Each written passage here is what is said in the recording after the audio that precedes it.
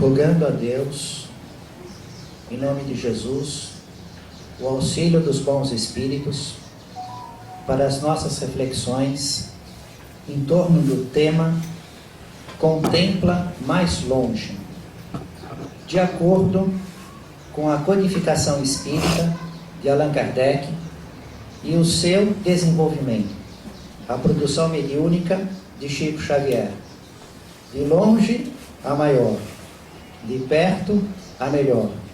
Maior por quê? Mais de 400 livros, mais de 400 artigos publicados nos jornais O Reformador e o Brasil Espírita, o Correio Fraterno, centenas e centenas de mensagens dos espíritos consolando os entes queridos que ainda continuavam nas provas e expiações da terra. Em 1616 estudos do Espírito Emmanuel, em mais de 1000 versículos da Bíblia, do Novo Testamento. Imagina só isso. O Chico Xavier, sem levar Bíblia nenhuma, com os lápis, aqueles papel branco sulfite, os olhos praticamente fechados, anotar o versículo e o capítulo do Evangelho, das anotações de Mateus, Marcos, Lucas e João, Atos dos Apóstolos, as cartas dos apóstolos, 1616 vezes, sem errar nem uma única vez. De longe a maior, de perto a melhor. E a melhor por quê? Além disso, dessa qualidade de precisão, como nos 1616 versículos, nós temos saudades dos tempos das palestras daqui. Repetir algumas coisas, né? Os termos acadêmicos que já trouxemos em estudos do livro Evolução em Dois Mundos, como por exemplo, hiperdinamia, arquigossauro, pterossauro, volvocídio, adenosinatrifosfatase, micorriza, opistótono. Essa folha eu já trouxe aqui há mais de um ano e quem se lembrava de algum desses termos?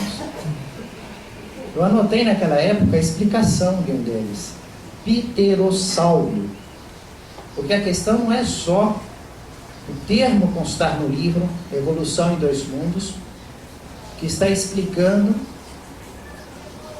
a evolução do planeta Terra, a transformação material, a evolução dos seres inteligentes, tanto do lado visível como do lado invisível.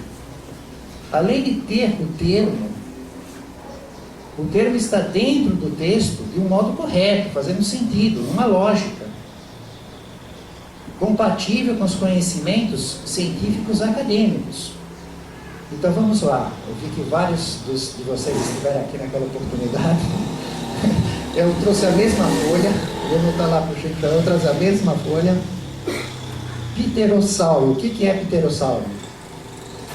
Vou até tirar aqui a blusa para dar um tempo de você lembrar, puxa a lembrança.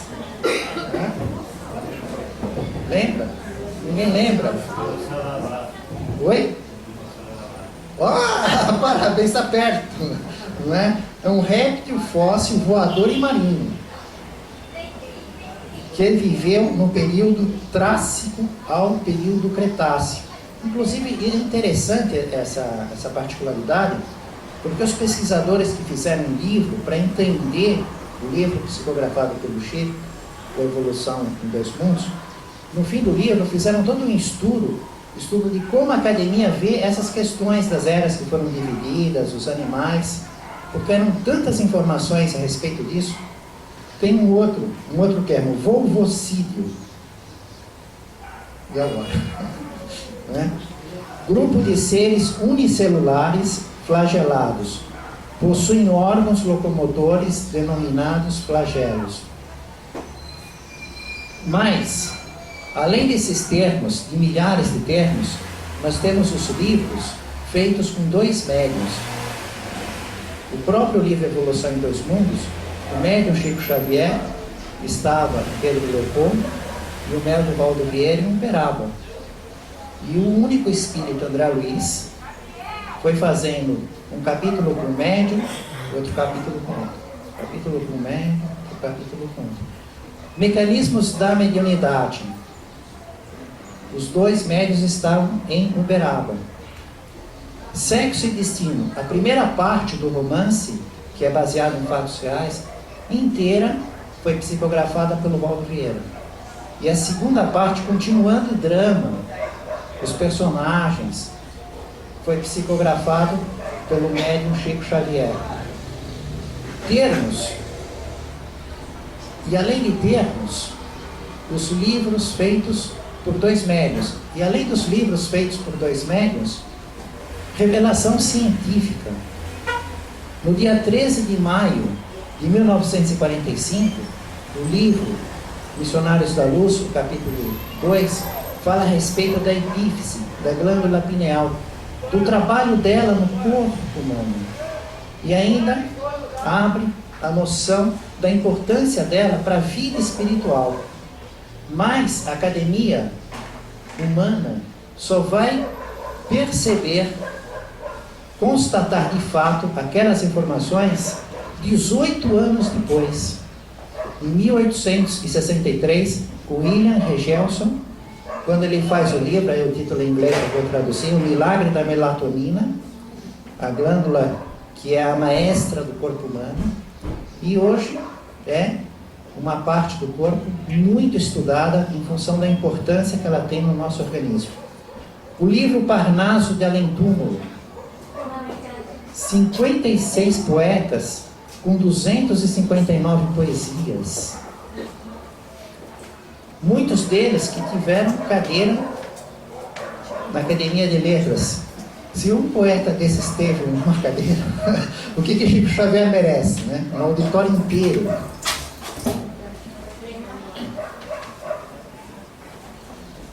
Isso aqui. Ninguém está com problema de vista, não é nem um problema da câmera, está tudo em ordem. O que é isso? É uma psicografia invertida, que só na luz, mostrando para a luz assim, né, contrário na luz, ela aparece, dá para ler direitinho. A imagem que vocês estão vendo, eu ponho na luz, daqui eu vejo, estou lendo o texto que está escrito. Mas imagina fazer isso, ó, como é que é? Parece, não tem sentido nenhum, porque não forma letra nenhuma para nós. Olhando assim. E fazer essa forma dessa escrita que você coloca na luz ou no espelho. Se colocar o espelho aqui do lado, aí aparece o texto legível. Só isso já é algo assim espantoso. Mais do que isso, está escrito em inglês. Em inglês, lá nos Estados Unidos. Traduzindo, né? Espírito Emmanuel psicografando pelo Chico Xavier em inglês, nos Estados Unidos. Tradução: meus caros amigos espiritualistas, né? Não precisa explicar porquê. Ele está lá. O Chico é espírita, não é espírita, mas as pessoas que estavam vendo, espiritualistas. O conhecimento dos homens é nulo em face da morte. Suportai vossa cruz com paciência e coragem. A dor e a fé são os maiores tesouros terrenos, e o trabalho é o ouro da vida. Para todos vós, entretanto, crentes ou não, aqui está a nossa grande mensagem. Deus é o nosso Pai. Nós somos irmãos. Amemo-nos uns aos outros. Emmanuel. E tem mais. Não acaba nunca isso aqui, sabe? Essa história. Essa aqui. Como a Maria Amélia disse que eu não tenho um problema com o tempo, né?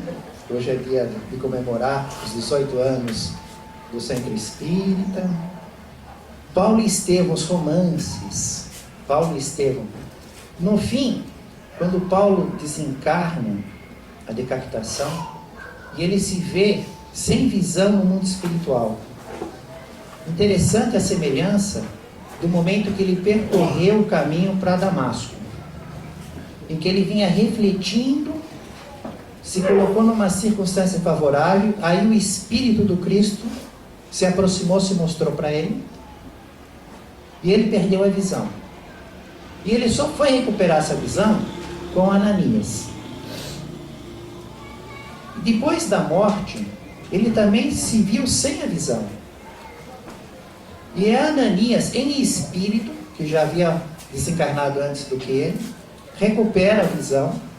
Ele vê Ananias, ele vê Gamaliel, ele vê outros amigos, e ele já se vendo em lucidez, na vida espiritual, revendo esses amigos, lhe é oferecido qual o seu primeiro desejo agora, nessa nova fase da vida no mundo espiritual.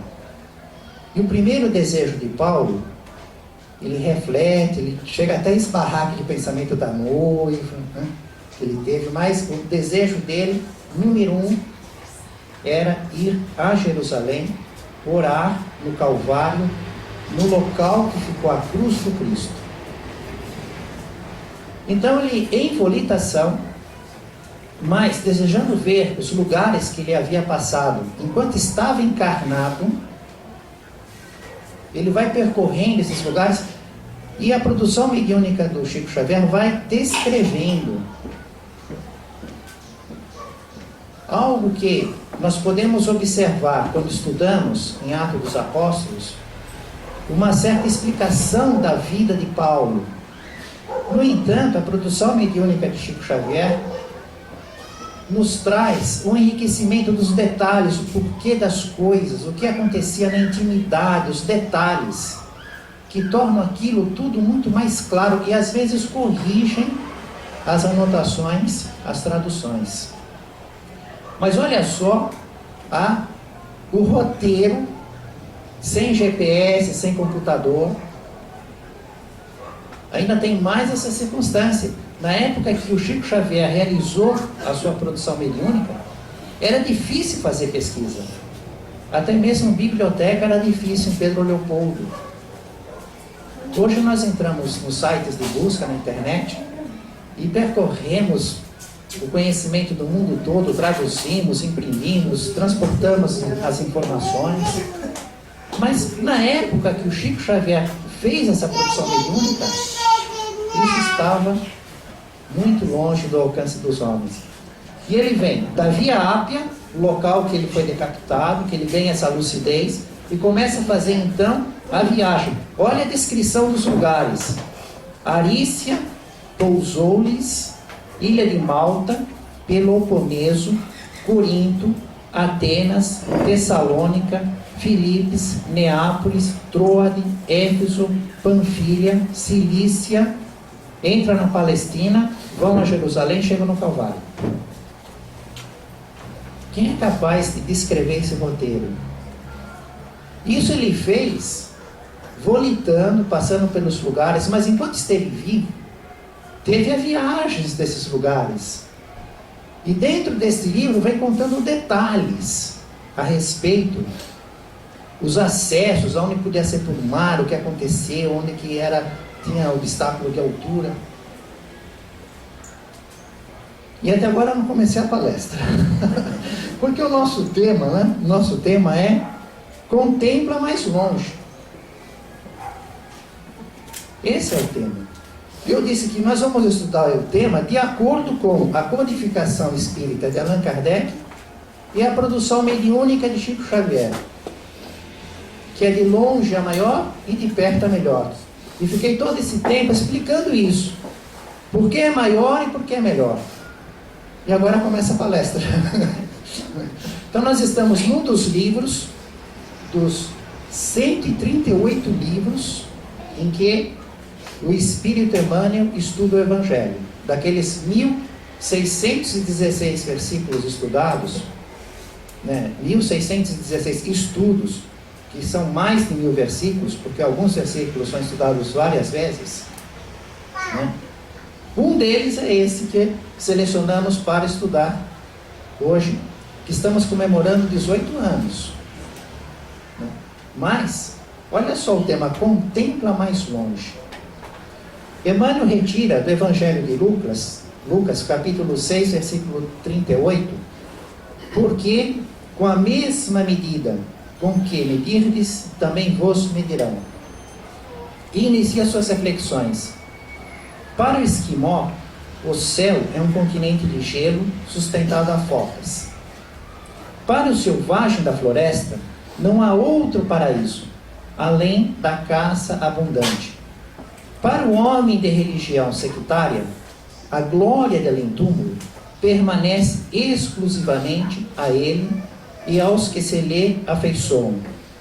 E ele continua fazendo suas descrições e vai mudar o ponto de vista, passando da visão material para a visão espiritual. Ele começa a falar de sentimentos, de emoções. A princípio é a descrição do habitat que está a pessoa. O selvagem é a floresta, o esquimó é aquele cenário que ele vive, satisfazendo as suas necessidades. O selvagem na floresta precisa da caça abundante. Mas e o homem civilizado, que já reage em torno da sociedade com alegria, tristeza, angústia, melindre, paz, amor? E ele diz, se baseando no versículo isolado do Evangelho de Lucas, porque com a medida com que medirdes, também vos medirão. Ele traz essa essência do ensino de Jesus para essa condição, dessa contemplação, que houve uma evolução. Daquele momento em que simplesmente era uma sobrevivência do homem da floresta, da caça, do primitivo, nós agora na nossa vida de homens civilizados. Então ele começa a falar, por exemplo, da cólera. Se perseverares na cólera, todas as forças em torno te parecerão iradas. Se preferes a tristeza, anotarás o desalento em cada trecho do caminho. Se duvidas de ti próprio, ninguém confia em teu esforço. E vai exemplificando essas situações. Faz um paralelo com o ensino de Jesus. Da mesma maneira com que você mede, você será medido. Conforme você vê o mundo vai te retribuir. E vem para a seguinte conclusão. Em torno de teus passos, a paisagem te abriga, será sempre em tua apreciação aquilo que pensas dela. Porque com a mesma medida que aplicares à natureza, obra viva de Deus, a natureza igualmente te medirá. Como você mede, assim você será medido. Mas quando Jesus coloca essa frase no Evangelho, nós vamos estar na seguinte circunstância. Está anotado, além de Lucas, também por Mateus, com o título principal, Não julgueis. Não julgueis e não sereis julgados. Não condeneis e não sereis condenados. Perdoai e sereis perdoados. Dai e vos será dado. Será derramada no vosso regaço uma boa medida, recalcada, sacudida e transbordante. Porque com o mesmo juízo com que julgais, sereis julgados, e com a mesma medida com que medirdes, vos medirão também. A essência disso já nos lembra aquele desafio maior da caridade. O perdão das ofensas. A caridade, fora da caridade não há salvação. E como é que é a caridade no entendimento de Jesus? Livro dos Espíritos. E os Espíritos nos colocam 3 níveis de dificuldade. Um até é relativamente fácil, não é tão difícil. A benevolência para com todos. Vai sair na rua, respeitando as pessoas, não xingando ninguém, não agredindo, não pensando mal de ninguém, respeitando o farol, né? Pagando os impostos, fazendo dando espaço para os mais velhos, olhando, benevolência. Agora, a indulgência para com as imperfeições alheias, já é um pouco mais difícil. Ligar a televisão e começar a assistir a Operação Lava Jato. E aí não ter cólera, raiva, né? Ter as coisas que observamos no mundo em que vivemos, um matando o outro, judiando do outro, as imperfeições alheias. E ter indulgência para com isso. Já é uma circunstância mais delicada. Agora, o perdão das ofensas é o terceiro nível de grande dificuldade. E quando a ofensa for diretamente com você, é o seu patrimônio que foi roubado, né? O vírus lá pegou a sua senha e tirou dinheiro do banco da sua conta.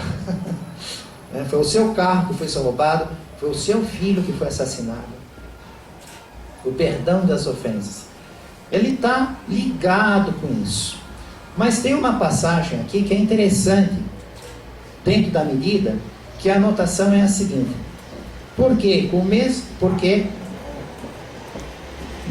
dai e vos será dado, será derramado no vosso regaço uma boa medida, recalcada, sacudida e transbordante. Imagina Jesus falando isso, porque é Jesus que está falando. As anotações são de Mateus e de Lucas, das palavras de Jesus, e são palavras pouco usadas pelo Cristo. Nós ouvimos amor, o perdão, os mandamentos. E essas palavras aqui, Jesus falando de boa medida. O que era a medida na época do Cristo? É bem diferente da medida do nosso tempo.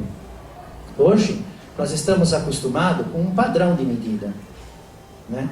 Então, existe o metro, a definição do que é metro, o peso, os objetos que estamos convivendo com eles são controlados pela lei, direito do consumidor, defesa do consumidor. E aí vamos no mercado, tem lá o peso da mercadoria, o prazo de validade, a temperatura que tem que ser resfriado. Vamos comprar arroz, está lá 1 quilo, 5 quilos, não é assim? A parte pesa na balança, vê o peso por unidade. Mas e na época do Cristo? Jesus diz que temos que ter a boa medida para com os outros, porque os outros terão a boa medida para com você.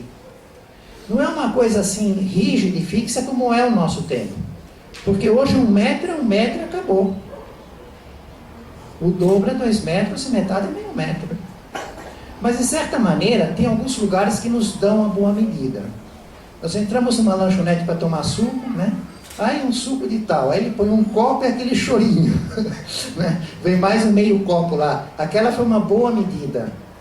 Ele te dá aquilo e um tanto mais do que era a obrigação dele, do que era justo.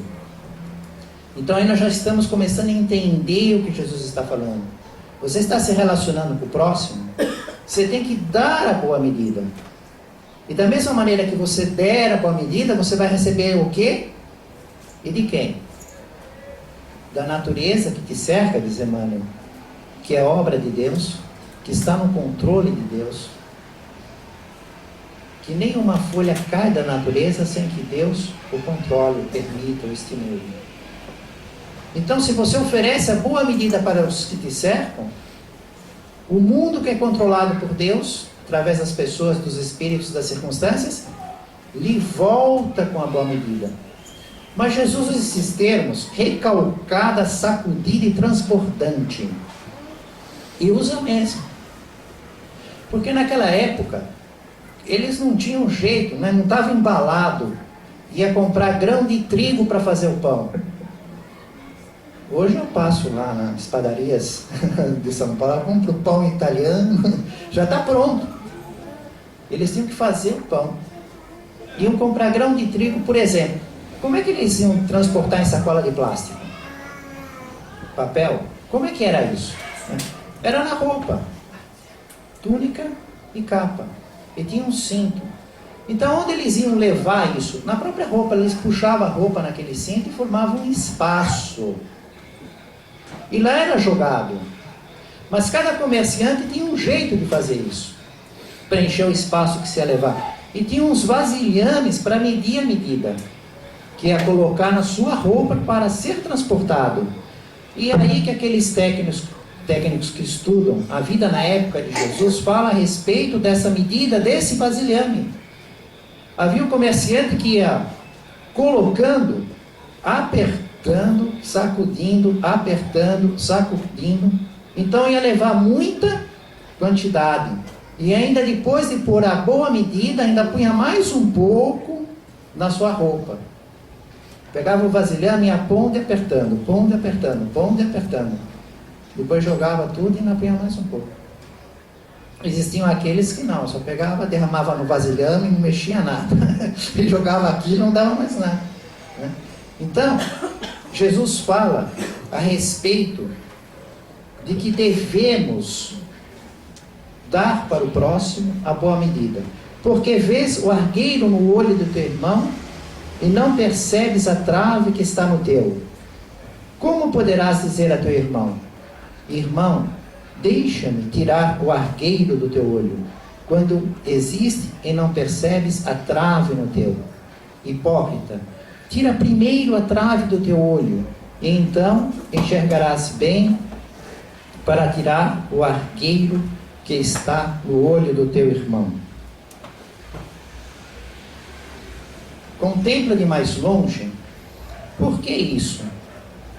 Jesus tem uma visão a respeito dos espíritos, da realidade espiritual. Então, quando ele exorta, sugere para que demos a boa medida, sejamos bons, é para recebermos, está na realidade falando do nosso próprio interesse, porque ele tem uma visão espiritual da coisa. O contempla de mais longe não é só uma questão física. Longe quanto? Eu estou olhando aqui, mas se eu pôr o óculos eu vejo um pouco mais. E se pôr o binóculo? E o telescópio? E olhando com satélite? E vou vendo longe e grande. E cada vez que a tecnologia aumenta, vejo mais. E se pegar o microscópio, eu vejo o menor. Na realidade, esse contempla mais longe, ele tem uma essência espiritual. Existe a realidade física, existe o infinitamente pequeno, existe o infinitamente grande. Existe o que está perto, existe o que está longe. Mas existe o que é invisível. Então Allan Kardec traz um exemplo de um caso real, na Revista Espírita, no Jornal de Estudos Psicológicos, de um médico que ele conhecera, e que durante a vida era muito generoso, vivia atendendo um aqui, outro chamado lá, outro lá, fazia os exames, tinha aqueles instrumentos e os remédios da época da codificação espírita. Estamos falando entre 1857 e 1869. E esse médico desencarnou. Aí, passado um tempo, o espírito desse médico compareceu à Sociedade Parisiense de Estudos Espíritas e comparou o que ele estava fazendo naquele momento, naqueles dias, naqueles tempos, como espírito desencarnado, que ele fazia quando estava vivo. Ele disse: eu continuo do mesmo modo atendendo pessoas doentes. Só que antes, o meu deslocamento era muito demorado. E não tinha carro naquela época. Ele tinha que pegar cavalo, né? Ia até lá. Chegava lá, na pessoa, no doente, ele tinha uma maneira de medir as coisas, com aqueles instrumentos, ouvir a respiração, ver o batimento cardíaco. Só conseguia ver o corpo carnal. E não conseguia saber quase nada da história daquela pessoa, só alguma coisinha que a pessoa contava da vida. Ele diz: mas agora que eu estou vivendo na vida espiritual, eu me desloco com uma velocidade quase que instantânea. Eu mentalizo a pessoa e já estou lá. Aí ele examina o corpo carnal e o corpo espiritual, o perispírito. Ele tem meios de tratamento totalmente diferentes.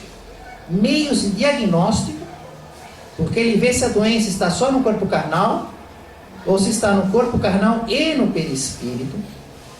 Inclusive, ele pode apreciar algumas pessoas que estão doentes só no perispírito, estão saudáveis no corpo carnal, mas já vão ficar doentes no corpo carnal, em breve.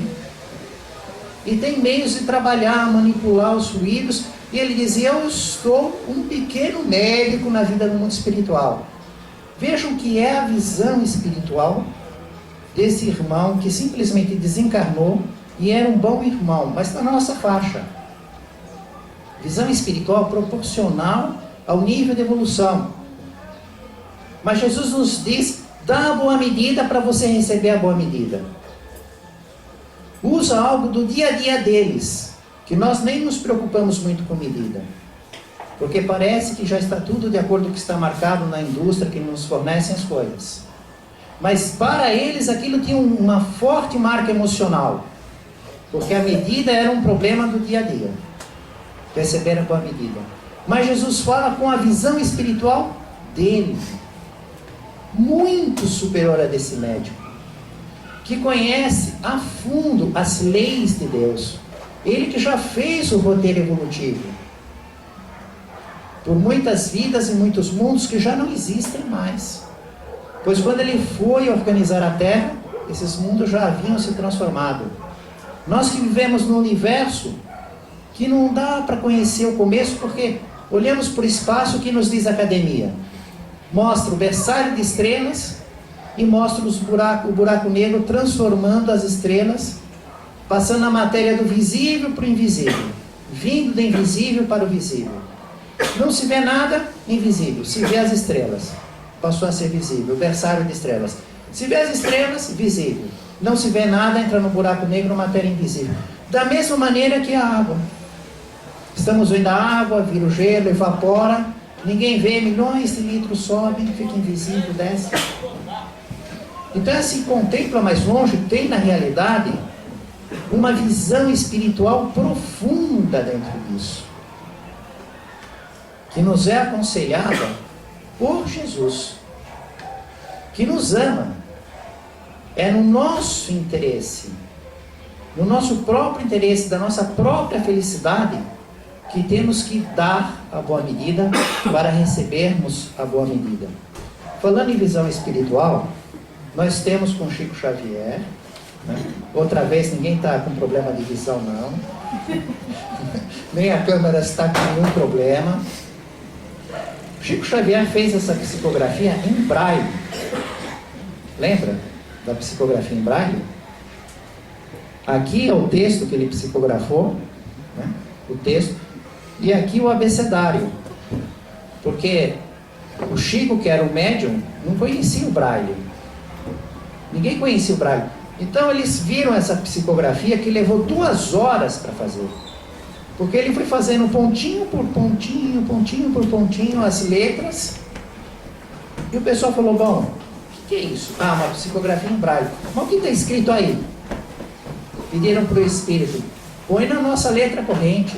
O Espírito disse, não, eu vou fazer o alfabeto para vocês. Aí pôs lá, A é assim, B é assim, C é assim. Aí vocês comparam o desenho, coloca a letra e vê o que está escrito. Né? Eu vou ler um trechinho aqui da pesquisa a respeito da época que foi feito, uma rápida passagem, uma rápida janela.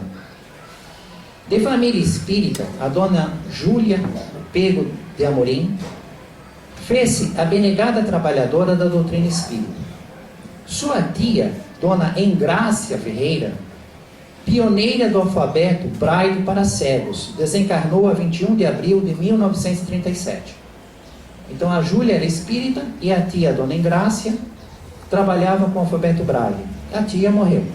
Menos de um mês depois, a 6 de maio, comunicava-se através de Chico Xavier, dando uma mensagem dirigida à dona Júlia, solicitando a continuação de sua obra. Aí foi uma mensagem corrente, olha, eu gostaria que você continuasse aquele trabalho que eu fazia para os cegos, aquele trabalho em braille, escrito assim. 11 dias depois, Chico recebe a segunda mensagem, agora na própria grafia em braille, que foi publicada no Jornal Reformador em junho de 1938. Diz uma nota de rodapé da revista que o médium, por não conhecer o alfabeto braille, levou 2 horas para receber esta comunicação psicografada. Reproduzimos fotograficamente esta mensagem, que em nosso abecedário é assim transcrita. Então, o espírito, a dona Engrácia, fez a primeira mensagem em letra corrente, né? E depois, para causar uma forte impressão emocional, um forte apelo, alguns dias depois fez a segunda mensagem no próprio braille. Aí, como não sabiam ler aquilo, pediram para ela traduzir aquilo, passar para a nossa letra, ela fez o alfabeto. Mas o que estava escrito na mensagem dela? A tia em graça falando para a sobrinha Júlia, que era espírita. Minha boa Julinha, a paz de Deus, nosso Pai, seja em teu generoso coração, sempre tão cheio de fé. Trabalhemos pelos cegos, minha filha, pensando que a cegueira do espírito é bem mais triste que a dos olhos. Hei de ajudar-te com o favor de Deus, a ti em graça. Então ela coloca a circunstância da cegueira espiritual, da falta de compreensão espiritual, que é muito mais triste do que a cegueira dos olhos carnais. Livro Céu e Inferno, o testemunho dos espíritos, contempla de mais longe. Olha o fato real que ocorre com uma pessoa que era íntima de Allan Kardec. E essa pessoa desencarnou com 35 anos. E Allan Kardec, nessa época, em 1865, como ele nasceu em 1804, então estava na faixa de 61 anos. E Allan Kardec disse que viu todas as fases da vida dessa senhora, Ana Belleville. Diana Belleville. Viu a infância, a juventude, viu o casamento, viu os filhos. Uma pessoa muito boa, que conheceu Allan Kardec, viu Allan Kardec como magnetizador. Depois viu Allan Kardec quando ele começou a se ocupar, pesquisando a manifestação dos espíritos. A princípio, cerca de 10 espíritos. E a publicação da primeira edição do Livro dos Espíritos, com 501 questões, no dia 18 de abril de 1857, pela editora Dentu, na loja 13, na Galeria de Orleans. Sábado, primavera, em Paris. Viu Allan Kardec fazer a Sociedade Parisense de Estudos Espíritas, no dia 1º de abril, não é mentira, de 1858. Viu Allan Kardec publicar a primeira revista, a Revista Espírita, o Jornal de Estudos Psicológicos, periodicidade mensal, desde 1º de janeiro de 1858. Viu que com isso, mais de 1000 médiuns espalhados pelo mundo passaram a participar enviando cartas para Allan Kardec. E ele passou da pesquisa de 10 médiuns para mais de 1000. Ele que não tinha contato ostensivo nenhum, ele nunca viu nenhum espírito, nunca ouviu nenhum espírito, nunca psicografou com nenhum espírito. Pesquisou por mais de 1000 médiuns, milhares e milhares de manifestações dos espíritos. Ela viu tudo isso. No entanto, nunca deu muita importância. Acreditou na sobrevivência da alma, tinha certeza da existência de Deus, na moral de Jesus, na vida futura, na consequência feliz ou infeliz, de acordo com o bem ou o mal que fizesse, e sempre foi muito boa pessoa, de um ótimo coração. Mas o dia a dia dela, a preocupação número 1, o foco, era algo que ainda é comum a muitas pessoas aqui na Terra nos dias de hoje. Preocupação com os filhos. Então a vida dela era se preocupar com os filhos. Como estão, o que precisa, as atenções, os carinhos, os mimos. Isso era o fundamental. Era a vida corrente, o dia a dia. Mas ela sabia dessa vida futura, mas não tinha assim aquele desejo de se aprofundar, de se relacionar com os espíritos, de qualificar sua conversa com Deus, de trabalhar pela própria evolução espiritual. Não. Ela era boa por natureza, aquela cidadão de bem que respeita as pessoas, aquela pessoa generosa e predominantemente, quase que totalmente, se ocupando com os filhos. Ótima mãe, muito boa esposa. 3 anos antes do seu desencarne, ela sofreu um acidente e ficou praticamente na cama. Em função desse acidente, 3 anos viveu no leito, e foi a moléstia que provocou a desencarnação, foi em virtude desse acidente, desses 3 anos. Só que ocorreu com ela algo bem diferente. 3 meses antes de desencarnar, o marido dela estava viajando. E naquela época, perto de 1865, as viagens eram lentas. Não temos avião a jato, não temos automóvel, ônibus, a comunicação, não tinha WhatsApp, não tinha jeito de telefone, a coisa era lenta. O marido dela estava viajando e ela percebeu que ela ia morrer. Ela percebeu que o corpo espiritual dela estava se separando do corpo carnal e que ia começar a perturbação espiritual. E ela sabia o que era isso. Claro, ela era íntima de Kardec, ela sabia o que acontecia, ela não se interessava por aquilo, mas ela sabia. É a mesma coisa que alguém ouve uma conversa, está sabendo de um fato, mas não está interessado naquilo. Aliás, isso é uma advertência para muitos dos que frequentam o centro espírita, né? Pode simplesmente saber que existe, acredita, faz só uma ocupação do tempo. É melhor ir lá, eu me sinto tão bem quando vou lá, ficar aqui em casa. Mas, na realidade, o dia a dia da pessoa é uma preocupação com as coisas imediatas. Ela não vive, não pensa como espírito. Ela só vai ao centro espírita. Ela só sabe das coisas. Estou saindo um pouco fora. Não é? Mas vamos continuar o que acontece com ela. Ela percebeu, ela falou, não, mas eu não posso morrer de jeito nenhum, eu não vou morrer, eu não quero morrer. Eu tenho que pelo menos esperar meu marido voltar. E eu nem sei quando ele volta. E alguém pode determinar isso, adiar a própria morte? Será que isso é possível? Mas ela quis e ficou 3 anos numa agonia enorme. E realmente o marido voltou por causa do quê? Por causa dos filhos. Ela falou, eu não posso ir embora sem deixar as minhas recomendações, o que eu quero que ele olhe, o que ele faça, não, tem com meus filhos, mas eu tenho que viver por causa deles. Ficou 3 meses numa agonia enorme, percebendo que estava se separando do corpo e não queria voltar para o corpo animal, até que o marido chegou de viagem, aí ela deixou todas as coisas como ela queria, todas as recomendações, e não conseguiu mais resistir e desencarnou. Indo para a vida do mundo espiritual, o que faz Allan Kardec? Evoca o espírito dela na Sociedade Parisiense de Estudos Espíritas, evoca o espírito comparece em 3 momentos.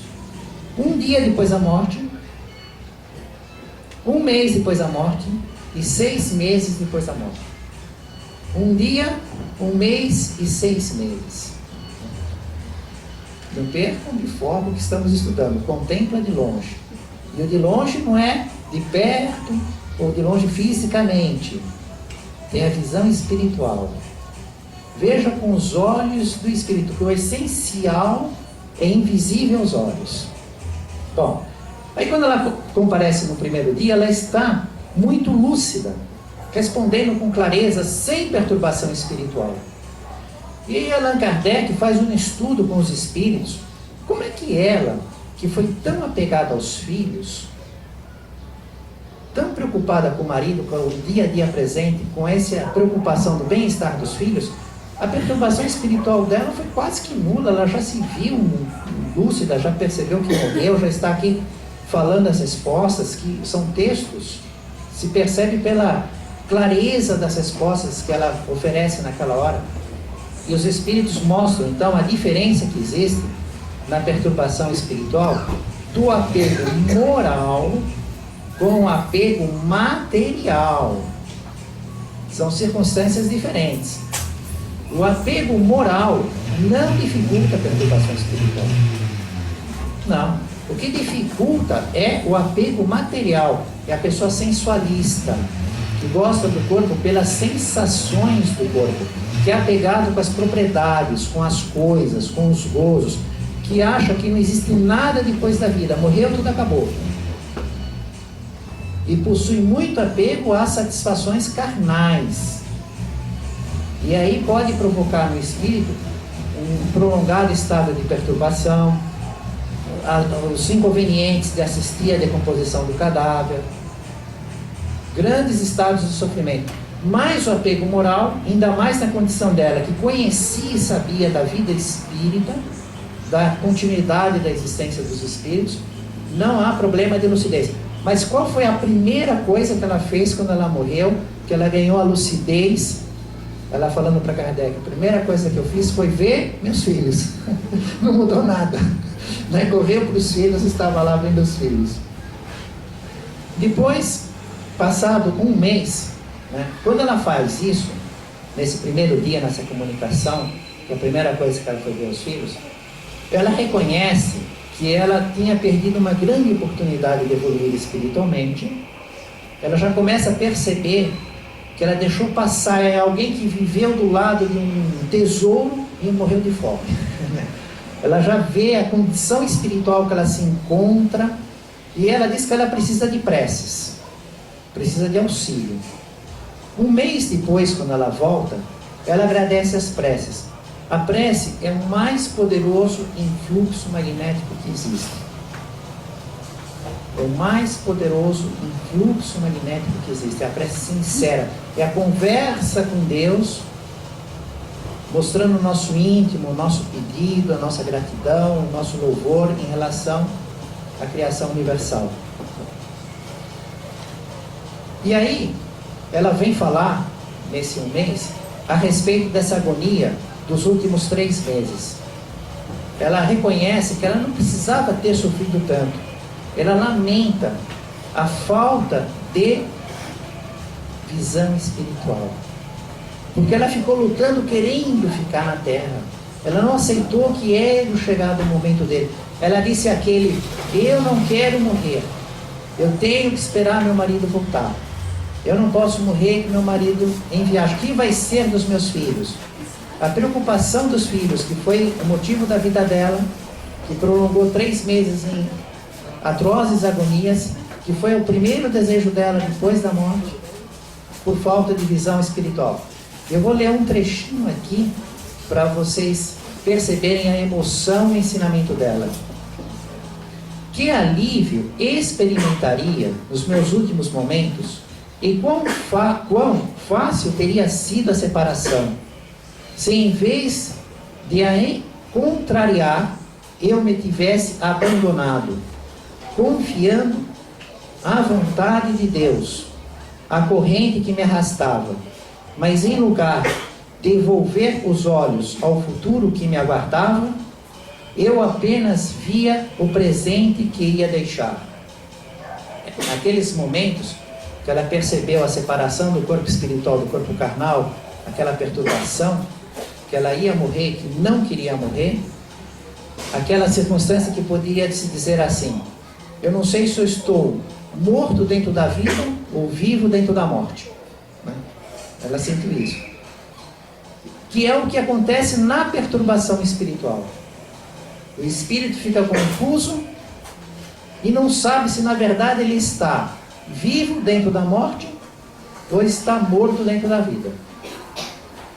Ela via aquela coisa que arrastava ela para a vida espiritual, os cenários, os espíritos, assim, mas ela resistia, e isso prolongou demais. E tudo isso por quê? Porque ela não confiou em Deus. Ela lamenta não ter confiado à vontade de Deus. E é interessante que eu fiz esse conteúdo dessa palestra ontem lá na Casa Esperança, estudando magnetismo pessoal. E eu tinha conversado com a minha mãe, ela tinha falado a respeito de certas pessoas que estão em agonia, estão assim naquela circunstância que a medicina acadêmica não tem mais jeito de dar uma esperança de vida.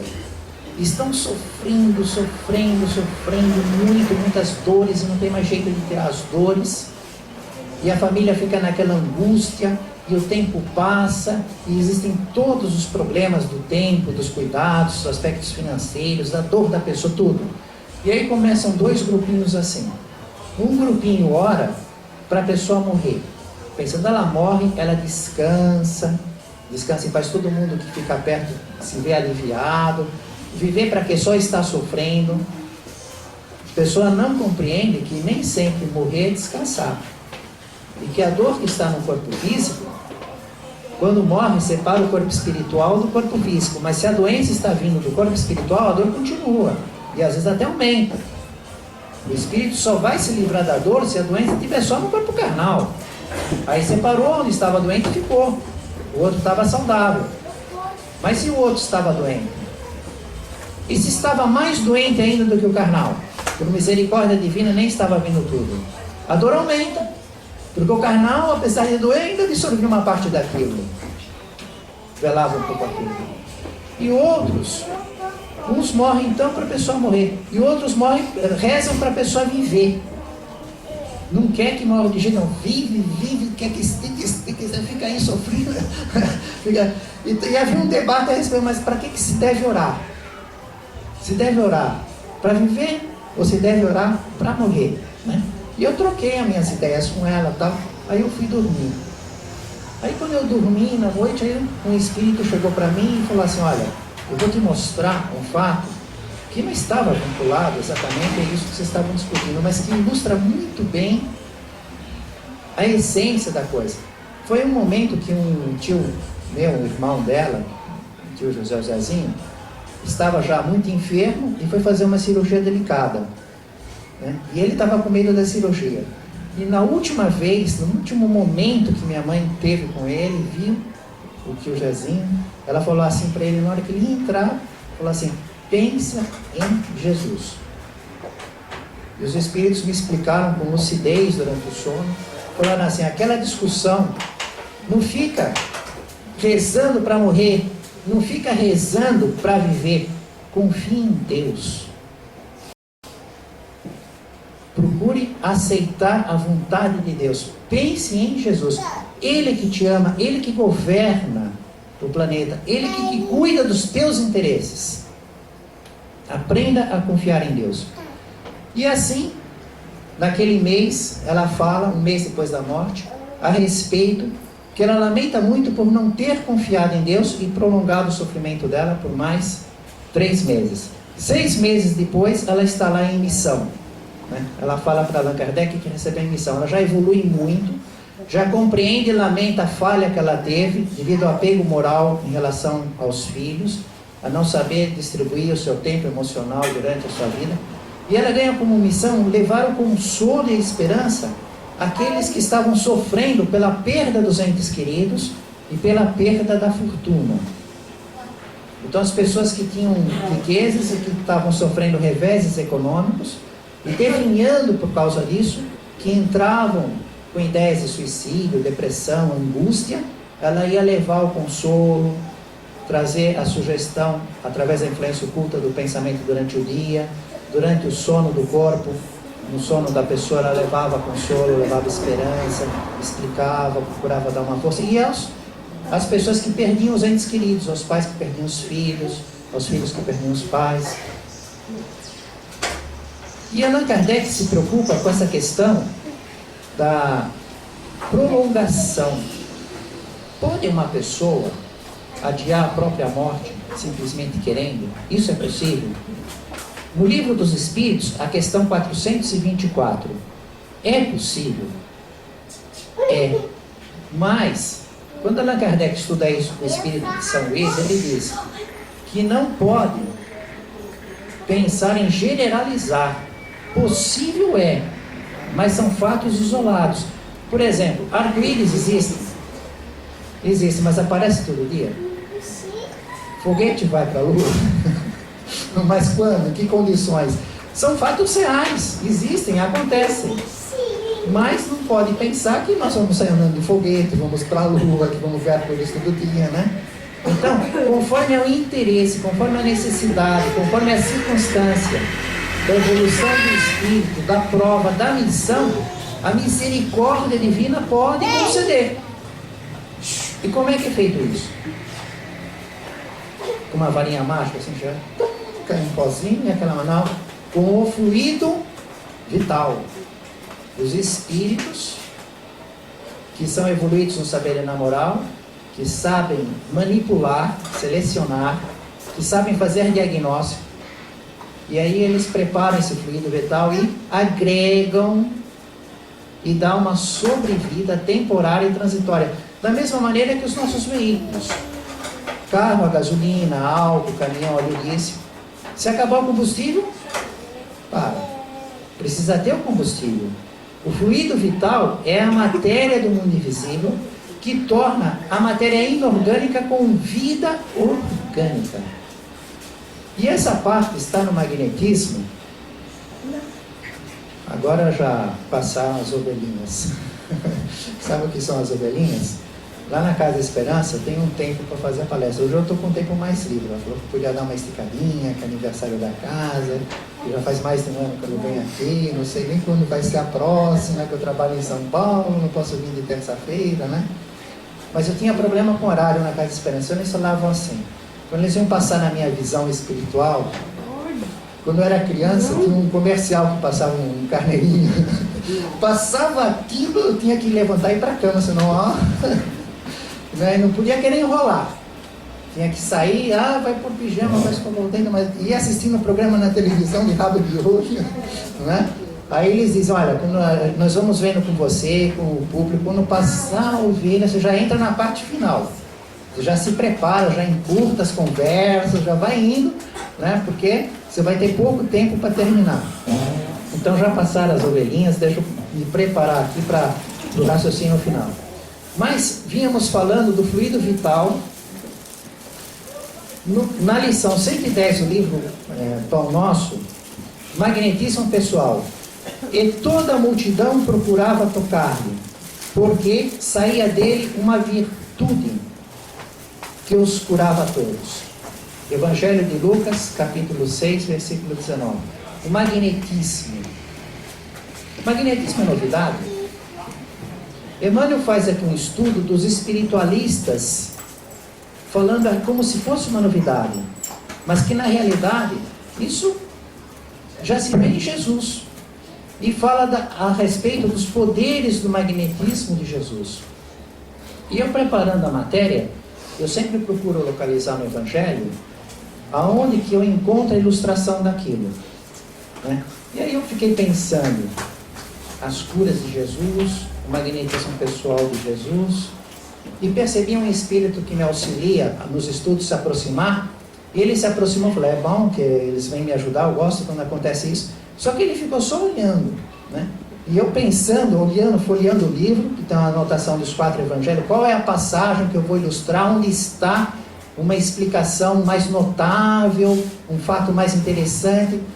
E aí, não vai falar nada? Ele falou, bom, o problema não é onde está, o problema é onde não está, porque o magnetismo está em tudo, porque é pessoal, é do Espírito de Jesus, não é só no momento da cura há o magnetismo, há o problema do fluido vital, há, mas todo o pensamento, e nós somos seres que pensam continuamente, irradiam, influenciam a matéria. É como o ventilador que agora está parado, não está fazendo o ar em movimento, não está pondo o ar em movimento, mas se ligar, o ar fica em movimento. E o nosso pensamento, que está em contínuo movimento, não é possível parar de pensar, ele atua no nosso próprio corpo espiritual, que vibra de acordo com isso, então interfere na matéria que o cerca, que é o fluido. Como espíritos, vivemos num oceano de fluido universal, que irradia. Então, se eu ligar a eletricidade, o motor vai fazer girar a hélice e vai espalhar o ar, e não tem jeito. Então nós somos como ventiladores continuamente ligados. Todos os pensamentos, todos os sentimentos, todas as palavras, em todos os momentos, estão gerando consequências em todos no mundo que nos cerca. E estamos recebendo a influência deles. E a natureza do ar, que pode ser rápido ou devagar, pode ser frio ou quente, viria de acordo com o aparelho, o ar-condicionado, o ventilador. E esse fluido que nós colocamos em movimento é de acordo com a natureza do nosso pensamento.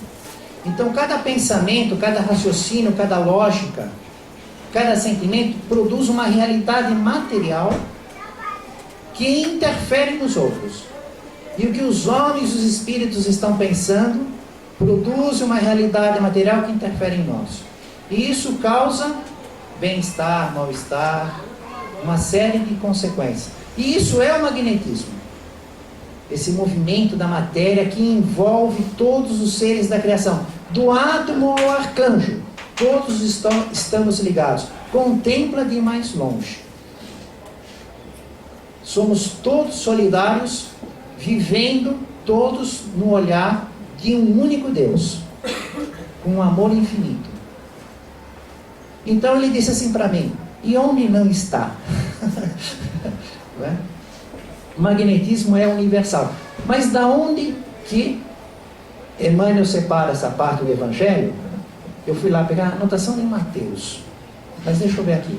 Então desceu Jesus com eles e parou num lugar plano, onde havia um grupo numeroso de discípulos e uma imensa multidão de pessoas, que tinha vindo de toda a Judéia, de Jerusalém e do litoral do Tiro e Sidom.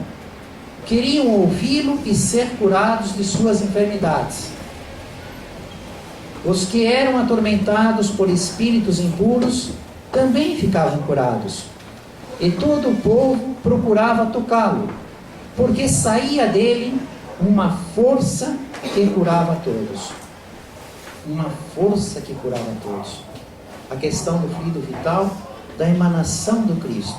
E aí eu fiquei pensando nas passagens das curas, essa força que sai de Jesus, já logo de primeiro momento me levou a pensar na mulher com fluxo sanguíneo, que 12 anos seguidos ela esteve doente, gastou todo o dinheiro dela, nenhum médico conseguiu curá-la.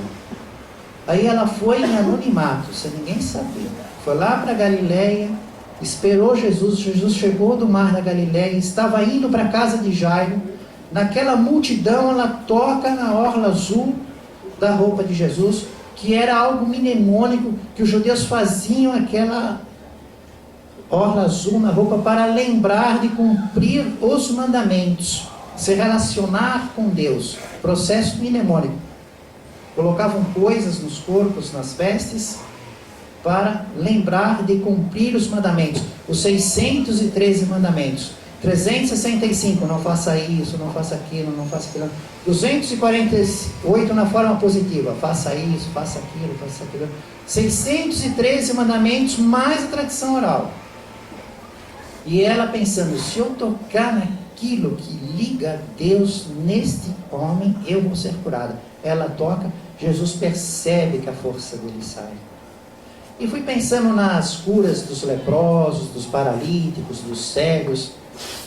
Qual que seria o momento do magnetismo mais impactante, que mais influenciou, que mais marcou, para ilustrar a palestra, que foi exposta ontem, foi gravada. Daqui a uns dias, talvez, o pessoal que grava na Casa Esperança coloque no YouTube, no meu nome, no Gino, dela, vou, quem quiser assistir, né? Aí eu vi que o espírito continuava só olhando. Falei assim, qual que será? Qual desses casos? Se fosse vocês, vamos dizer que vocês vão fazer a palestra, né? De todo o Evangelho de Jesus, o Evangelho inteiro, tudo que está nas anotações, em Mateus, Marcos, Lucas e João, e tivesse que ilustrar essa questão do magnetismo, dessa influência, dessa cura, desse tratamento, contemplando de longe, com a visão espiritual, qual passagem vocês escolheriam? Filho do centurião, ou do servo do centurião, servo do centurião, que tem um filho do soldado, né? Vocês estão pensando em bastante curas, né? O espírito que estava lá falou assim para mim, olha, não gasta tempo em folhear tudo não gasta, não, fica olhando. Pense que essa anotação por Mateus, Marcos, Lucas e João foi realizado sob a tutela do Cristo. Seus mensageiros é que foram inspirando, isso foi escrito, isso está no controle dele. Inclusive com a consciência da promessa do Consolador, que viria no futuro para corrigir, lembrar e desenvolver essa questão. Mas isso está no comando do Cristo. É só você continuar lendo a página. Você vai ver o maior momento de magnetismo que ocorreu em todo o Evangelho. Você está procurando o mais notável? o mais influente, o que está repercutindo até hoje.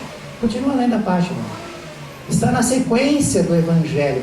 Quando ele foi anotar essa questão de todos que buscavam Jesus para encontrar a cura, como eu acabei de ler, né?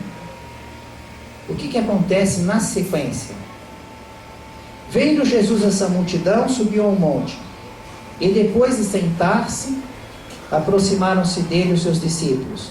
Erguendo os olhos para os seus discípulos, pôs-se a falar e os ensinava, dizendo... Essa anotação dessa maneira já traz uma série de símbolos espirituais. Subir ao monte não significava simplesmente andar para cima. Contempla ao longe. Veja com visão espiritual. Subir ao monte significava caminhar para Deus, espiritualmente.